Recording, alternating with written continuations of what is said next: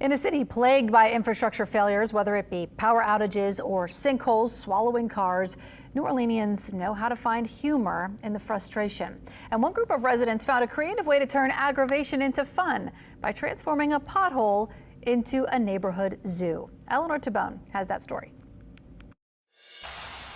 What may have started as a nuisance, it's kind of cool that there's all these animals around, has turned into a neighborhood safari. When the flamingos popped up, it was such a fun addition to what has kind of been a headache for the neighborhood. Whilst most cities try to pave over their problems, New Orleanians accessorize them. The street's been torn up for a couple of years now, honestly, not just in this footprint, but in its previous location before that. And so to be able to find some humor and novelty in it has been a fun way to be able to move past the aggravation. According to resident Ernie Svensson, the transformation happened in the dead of night, under the cover of darkness. It was a late night operation, and the next day people were very surprised.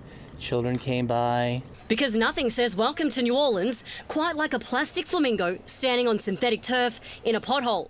And that's exactly what you'll find at the intersection of Laurel and Webster Streets uptown. People said a zoo should have more than just flamingos, and so they started adding their own little animals. Along with signage marking the spot of the Laurel Street Zoo, there's strict warnings not to feed the flamingos because their diet is very specific after all.